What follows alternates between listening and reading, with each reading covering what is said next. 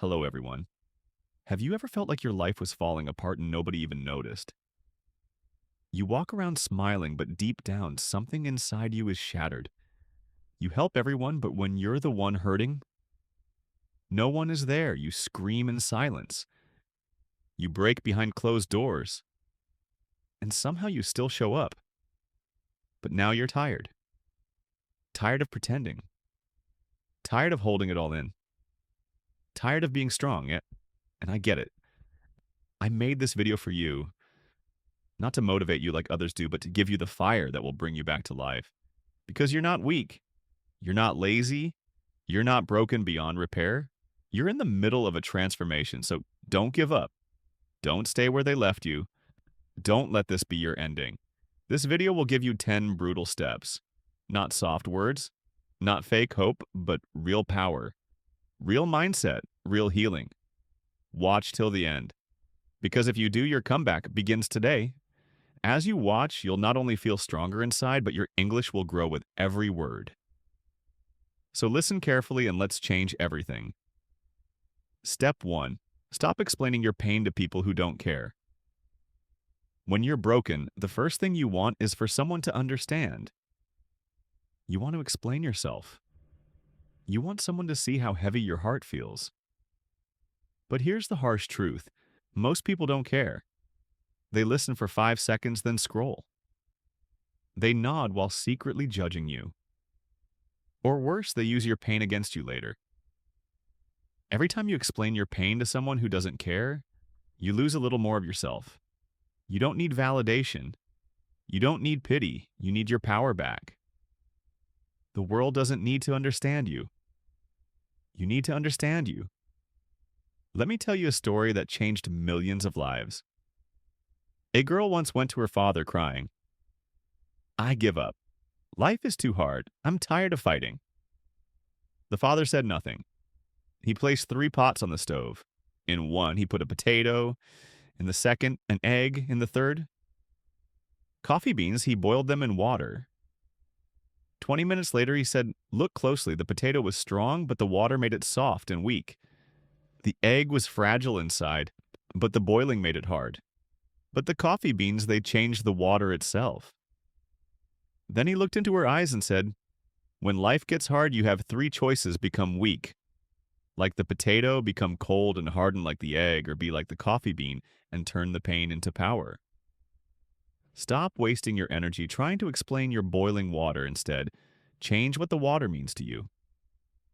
People will always misunderstand you. Let them. You weren't made to be understood. You were made to become undeniable from today. Don't explain your pain. Use it, build from it. Rise with it and come back so strong, so focused, so powerful that they'll never ask again what you went through, because your success will say everything. Step 2. Accept that no one is coming to save you. There comes a time in your life when you finally understand something that changes you forever, something that breaks you first, but if you accept it, it wakes you up like nothing else ever has. That truth is this: no one is coming to save you. No one is coming to fix what they broke. No one is coming to wipe your tears at 2 a.m. No one is coming to motivate you every morning. No one is coming to force you to stop wasting your life. That's your job now. It hurts, doesn't it? Because we all grow up thinking that if we fall hard enough, someone will catch us, that someone will notice, someone will care, someone will show up with love, with help, with answers. But here you are, still broken, still waiting. And the phone is silent. The door didn't open and no one came. Now read this carefully, because this is the turning point of your entire life. Let me tell you a story. Not a sweet one, not a soft one, but a real one. A story that reflects millions of people who are alive but already dead inside. There was a man who got stuck deep in a canyon, a place surrounded by sharp rocks, steep walls, and silence. He fell while hiking, broke his leg and couldn't move. At first he believed someone would come. He screamed. He waited. He hoped he had water. He had some food. He told himself, "They'll find me. Someone will rescue me." A few hours passed, then a day, then 2. Still no one by day. 3, he was weaker, his hope was still there, but now it felt like a lie. By day 5, his mind started breaking. He couldn't believe it. All the people he helped in life, all the friends he once had. Not one of them came. He had a choice. He could drag himself inch by inch toward a narrow slope. He could try to climb, or he could lay there and wait for the rope that never came. He waited, he died, waiting. And on the 8th day, a rescue team found him dead, only 20 feet from the path where someone might have seen him. If he had dragged himself a little further. Do you understand now? He had a broken leg, but he still had working arms. He still had breath. He still had options, but he chose to wait instead of fight. And that's what most people are doing in their real lives right now. You're stuck in your own version of a canyon. Maybe it's heartbreak, failure, depression, betrayal, regret. And you're lying there hoping for someone to come. But every second you wait is killing you because no one is coming. When you accept that no one is coming to save you, something incredible happens. You stop waiting. You stop hoping someone will understand you. You stop blaming the world. You stop needing permission to move, and you begin to move. Maybe slowly, maybe in pain, maybe with tears in your eyes, but you move. And that's where the comeback begins. People think strength is found in muscles or shouting motivational quotes, but real strength, it's when you pick yourself up on a day when even your soul feels tired. It's when you feed yourself when your appetite is gone. It's when you wake up at 6 a.m. because you promised yourself you'd change even when your body begs you to sleep. It's when you delete the app, end the toxic relationship, start over and no one claps for you. No one thanks you, but you do it anyway. That's the moment you stop surviving and start rising. The world doesn't reward victims. It rewards warriors. You can cry for help, or you can build yourself. You can beg people to stay, or you can walk away and never look back. You can keep telling the story of how they hurt you, or you can write a new one about how they couldn't destroy you. The world will never stop for your pain, but you can stop letting pain be your prison. You have 2 choices. One, keep laying in your canyon, hoping they'll return too, or drag yourself inch by inch to your own rescue and become the story that inspires the next broken soul. When you finally stop waiting, the journey begins. It will be hard. No one will cheer for you. You'll fall again. You'll feel lonely. You'll want to quit, but each day you fight. Your body, your mind, your heart will rebuild something. Not the old you. That version is gone. You're building someone newer. Someone unshakable, someone who doesn't beg to be saved because they became the savior. Not for others, but for themselves. If you're watching this and you're still hoping someone will fix your pain, I'm here to tell you they won't. But you will. You're the only one who can. And once you do, the pain won't own you anymore. It will fuel you. It will sharpen you. It will create someone they never expected. So stop crying for the rope. Use your hands, use your grit, use your pain, and rise. Not when someone tells you to, but because you decided to live again. Step 3. Disappear without warning. Heal in silence. There comes a point where pain becomes too heavy for words. When explaining it feels like screaming into a void. When everything inside you wants to shout to be understood. But you realize something deeper, that healing doesn't happen by talking. It happens when you stop explaining. Stop performing. Stop updating everyone on your pain, and you simply disappear. Not forever, but for long enough to rebuild in peace. Not to punish anyone, not to run from life, but to finally face yourself without noise, without pressure, without distractions. We are addicted to being seen. We want people to check on us. We want people to ask, "Are you okay?" We want people to understand our silence without us having to say a word. But the brutal truth is, most people are too busy to notice. And the more you try to explain your storm to people who are standing in the sun, the more empty you'll feel. That's why disappearing is powerful, because it's the moment you stop begging for someone to understand and start building the version of you who doesn't need to be understood. Let me give you a story you've never heard. Not from the battlefield, not from a boxing ring, but from an old man in a dusty workshop. There was a sculptor in Europe known only by a few. His art was once admired by the royal family collectors, the wealthy. He was respected, celebrated, and seen. But one year, everything collapsed. His greatest piece, a statue he spent 5 years carving, was accidentally destroyed during transport. The newspapers mocked him. His investors pulled back. He lost credibility overnight, and in the face of public shame, the man vanished. He didn't post a goodbye, he didn't write letters, he didn't explain his pain. He disappeared into a small cabin in the forest where he lived alone for 7 years. People said he had quit. People said he had gone mad. People said he'd never return, but they were wrong. Because in that silence, that man woke up every day before sunrise, picked up his hammer and chisel, and began again.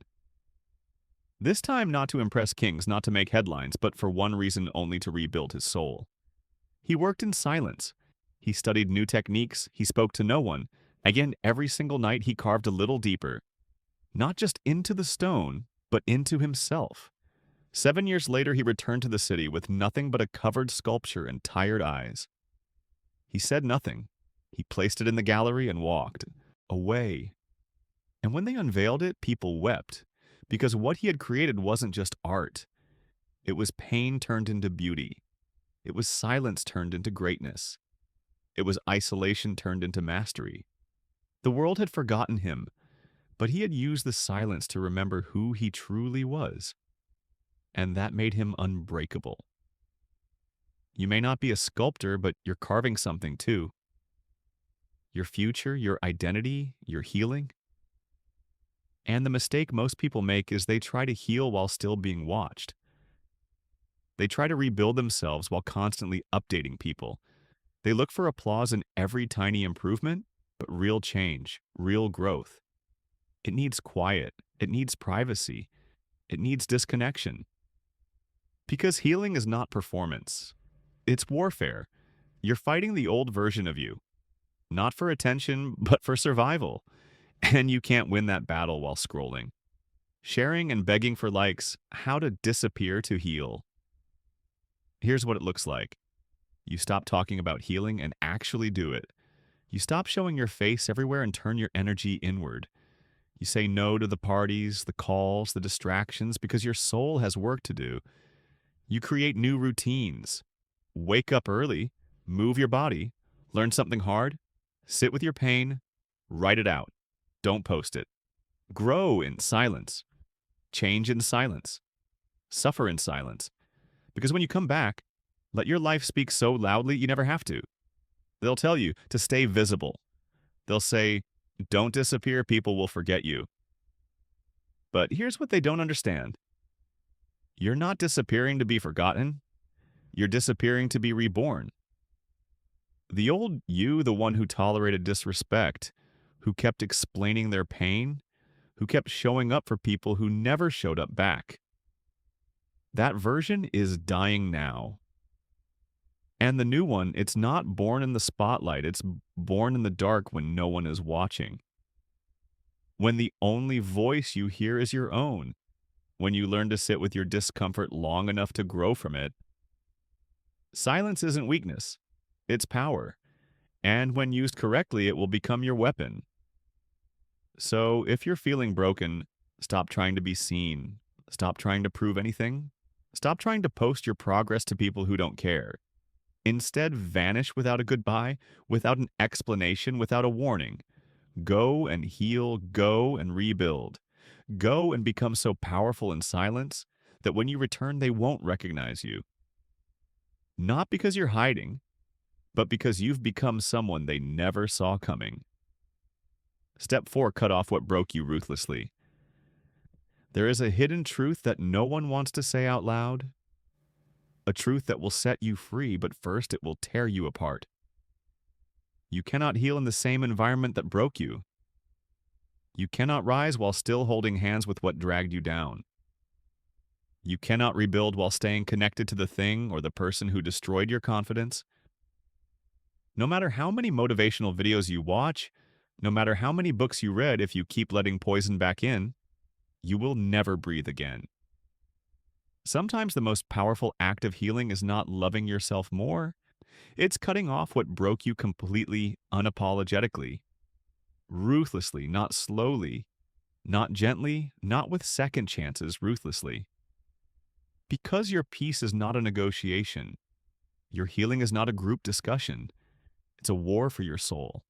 And there are things in your life right now that are killing you slowly, and it's time to burn the bridge, not just walk away from it. Let me take you into the real story of a girl most people will never hear about. She was born in a small town, the kind of place where silence is heavy, dreams are small, and pain is passed down like family recipes. Her home was not a home, it was a battlefield in disguise. Her mother blamed her for her own failures. Her father disappeared years ago. Her boyfriend mocked her dreams and told her she'd never make it without him. Her friends, they only loved her when she stayed broken. Because healed people make the insecure feel uncomfortable. And for years she stayed because that's what broken people do. They normalize pain. They say, maybe it's not that bad. They say at least someone is here. They say if I leave, I'll be alone.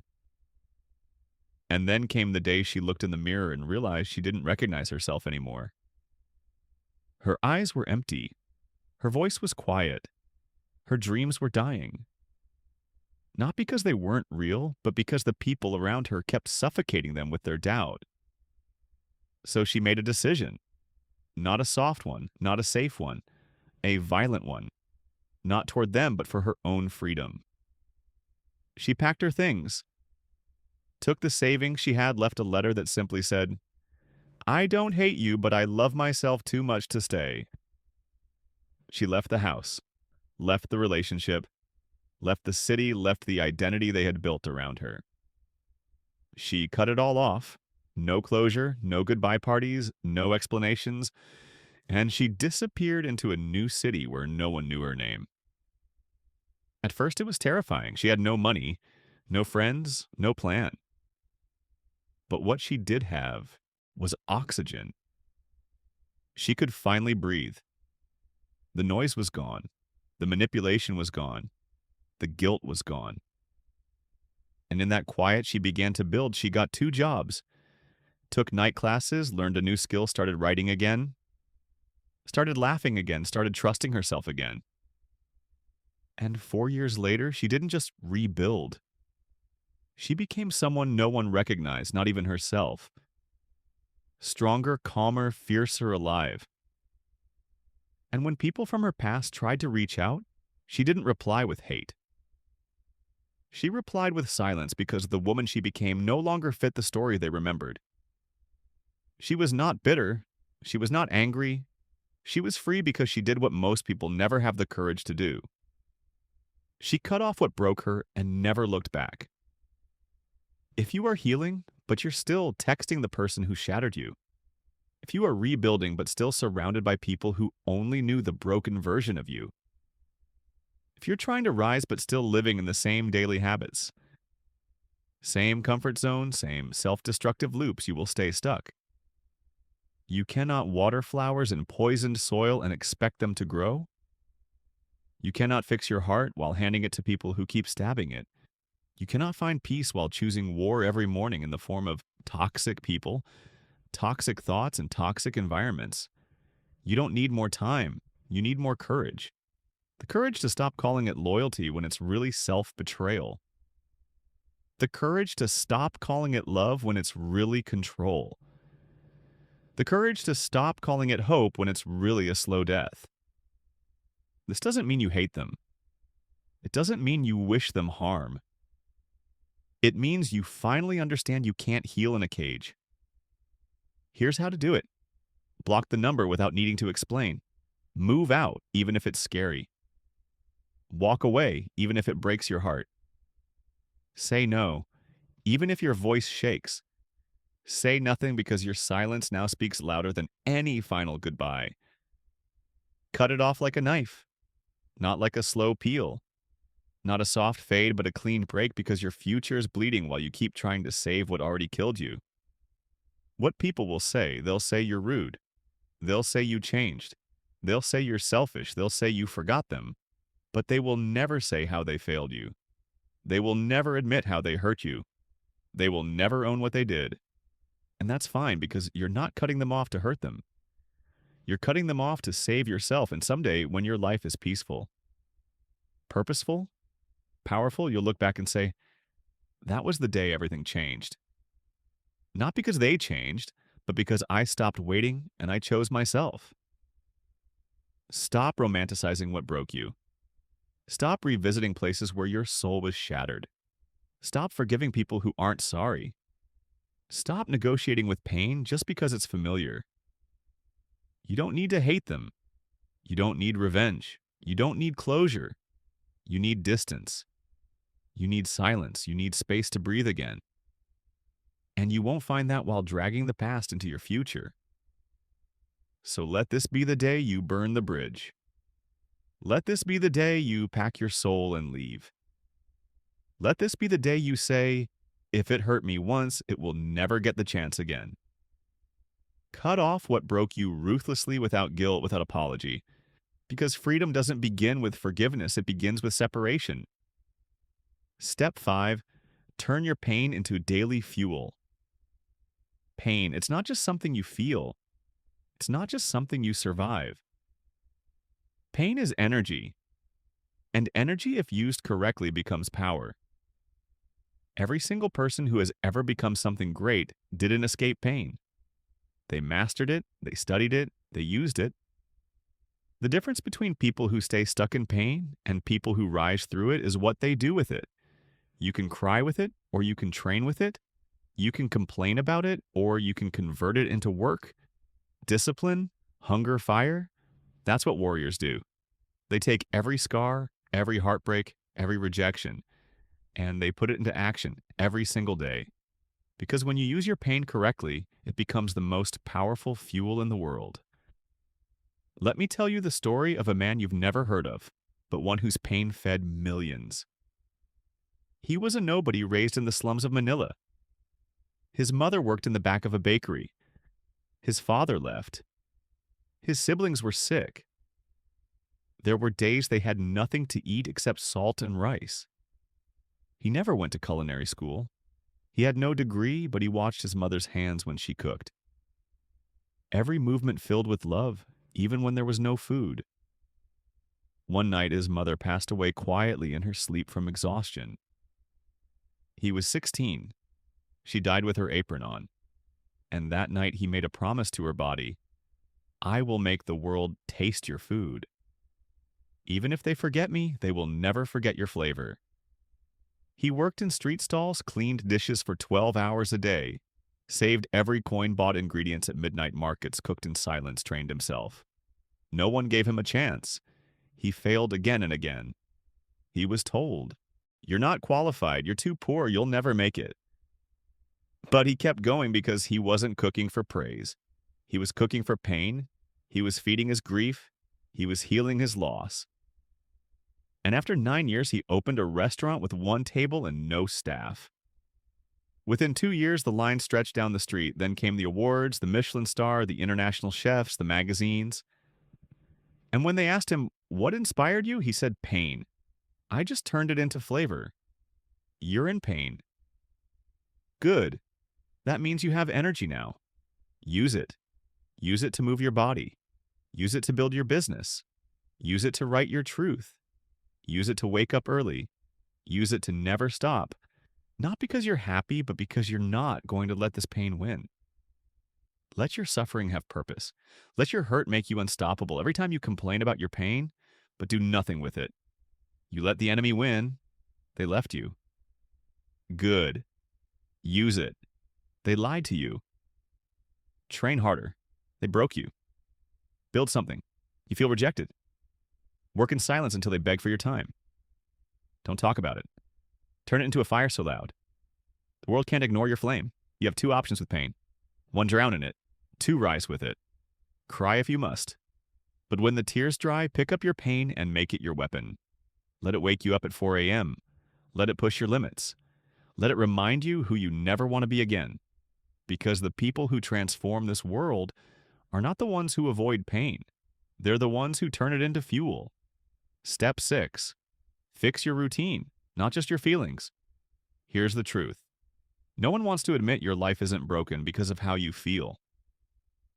It's broken because of what you do every day. Pain is real. Sadness is real. But most people stay stuck, not because of what they feel, but because of the routine. They refuse to change. You cannot heal in chaos. You cannot find peace in disorder. You cannot build a new life while repeating the same destructive patterns every single day. Your future doesn't begin with motivation. It begins with discipline. And discipline begins with your routine. This story is not fiction. It's about a man who spent 23 years in prison for a crime he didn't commit. His name is Brian Banks. At 17, he was accused, arrested, convicted. He lost everything. His scholarship, his football career, his freedom, his name. He spent years in prison, not just behind bars, but broken mentally. Everyone forgot him. He had every right to rot in that cell, to be angry, to be bitter. But one day he stopped asking why me and he asked what now. He took a notebook and wrote 3 things on the front. Mind, body, time. Every day he trained his body in a 6x8 cell, push-ups, sit-ups, shadow drills. Every day he trained his mind. Read books, studied law, wrote goals. Every day he trained a time, woke up at the same hour, used every minute like it mattered. And when he was released, he was not the same man. He was faster, stronger, smarter. He fought his way back into the NFL. He rebuilt his life from scratch.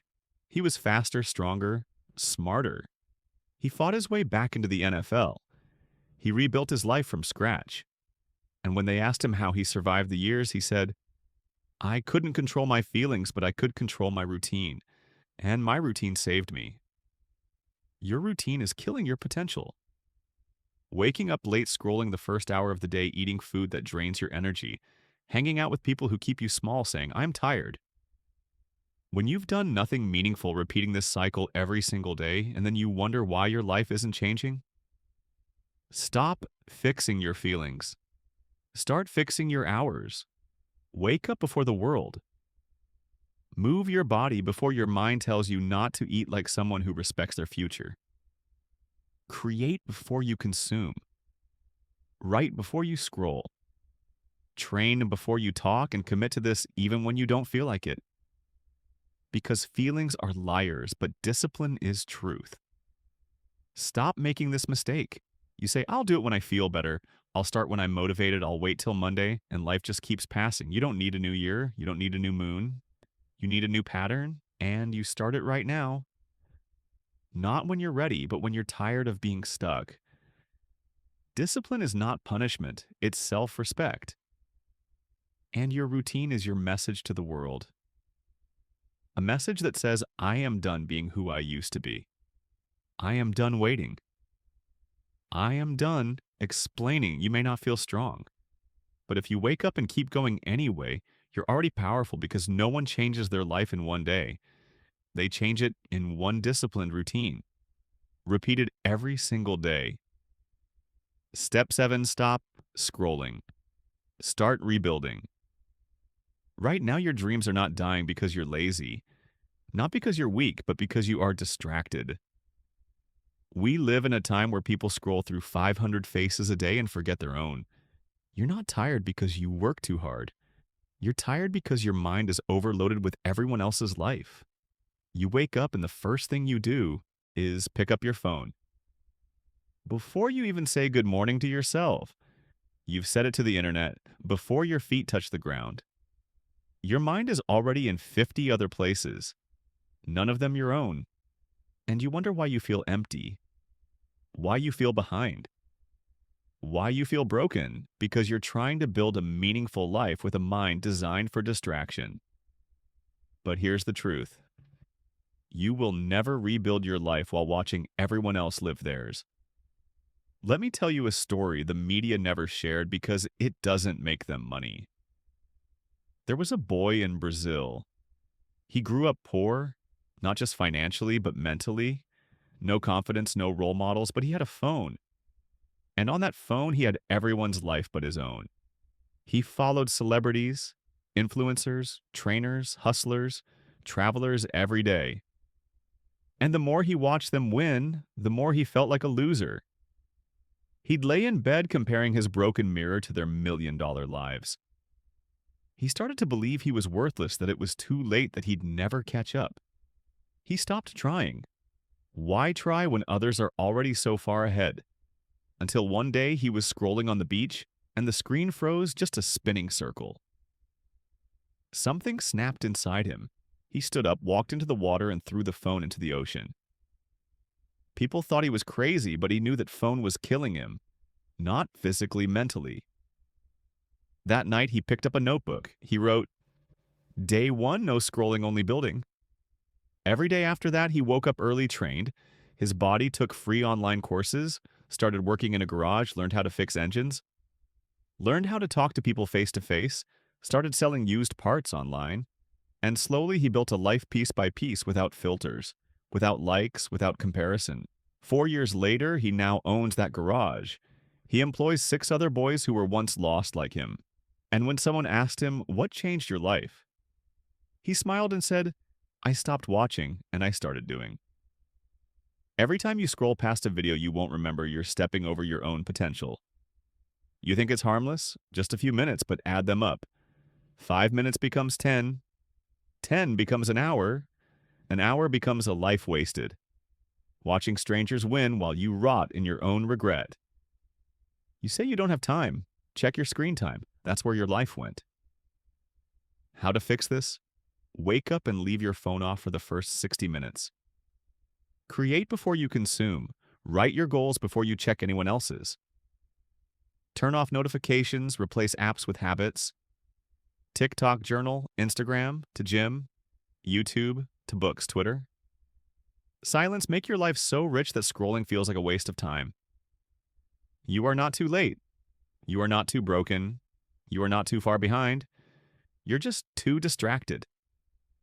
Turn your phone into a tool, not a god. Reclaim your hours. Reclaim your focus. Reclaim your mind and rebuild what you lost in silence with discipline, without the need for anyone to see. Because someday they won't be scrolling past you. They'll be scrolling because of you. Step 8, build a body they can't laugh at. Let's be honest. You've been judged, mocked, underestimated, maybe laughed at for your looks, your size, your weakness. They told you that you weren't good enough. You weren't strong enough. You didn't look like them. And every time they made a joke, you acted like it didn't hurt. But it did. It still does. And here's what no one tells you. You can't cry your way out of disrespect. You have to become someone they can't laugh at. You don't do it to prove them wrong. You do it so they never get the chance again. There was a boy in Eastern Europe, too. Skinny, too shy, too weak. His classmates called him Twig Toothpick, and worse girls laughed when he walked by. He couldn't do a single push-up. He was bullied so badly that one day he locked himself in the school bathroom and cried until his throat hurt. He promised himself 2 things that day. 1, they will never see me cry again. 2, they will never see me weak again. That night he didn't go online, he didn't tell anyone. He searched how to get strong at home. No gym, no coach, no equipment, just willpower. He started with wall push-ups, then knee push-ups, then regular push-ups, then pull-ups on pipes in the backyard. He trained in secret. He trained in pain. He trained with one goal: to make weakness. Fear him, he studied nutrition. Started meal prepping. Woke up before sunrise, trained twice a day, did not miss a day. Even when he was sick, no noise, no posting, just fire. 2 years later, it returned to school for a reunion. No one recognized him. Broad shoulders, wide back. Arms like stone. The same girls who laughed at him stared in silence. The same boys who bullied him couldn't even hold eye contact. And when someone asked, "Bro, what happened to you?" he said, "You did. Now look at what you built." Your body is not just about muscles, it's about revenge with silence. It's about showing the world you are undeniable. Not for others to clap, but for you to stand tall again. You don't need to be a bodybuilder. You don't need to have six-pack abs, but you do need to look in the mirror and say, I earn this. Why your body matters, because no one respects someone who looks like they don't respect themselves. And your body is the first message the world reads about you. So change that message. Train daily, even when you're tired. Eat clean, even when it's boring. Move more, sit less. Build discipline, not just biceps. Get strong enough that when you walk into a room, no one laughs. They listen. You don't need to hurt anyone. You don't need to yell. You don't need to prove. Just build. Build in silence. Train in pain. And when they see you again, let them choke on the version of you they said would never exist. Not because you hate them, but because you finally loved yourself enough to become unbreakable. Step 9. Forgive yourself, not them. You've been told your whole life. Forgive them. Move on. Let it go. But let me ask you something. What about you? What about the person who keeps blaming themselves for trusting too much, for staying too long, for believing lies, for loving the wrong people, for not leaving earlier? Nobody talks about that because the hardest person to forgive is not the one who hurt you. It's yourself. You look in the mirror and don't just see pain. You see guilt, shame, regret. You say, how could I let them treat me that way? Why did I stay when I knew better? Why didn't I speak up? Why didn't I protect myself? And that's the pain that never leaves. Because it's not just about what they did to you. It's about what you did to you by staying silent, by not walking away, by losing yourself. Let me tell you the story of a soldier most people never heard about. He served with honor, brave, respected. But one day in the battlefield, he made a decision, one that cost the life of his best friend.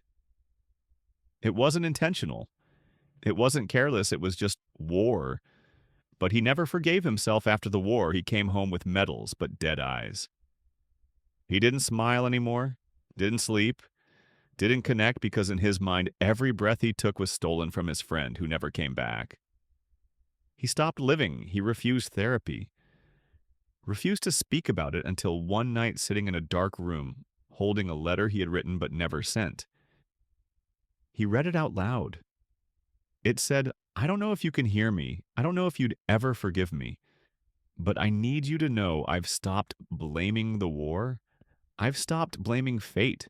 I've stopped blaming the enemy, and now I have to stop blaming myself. He wept. And for the first time in years, he slept.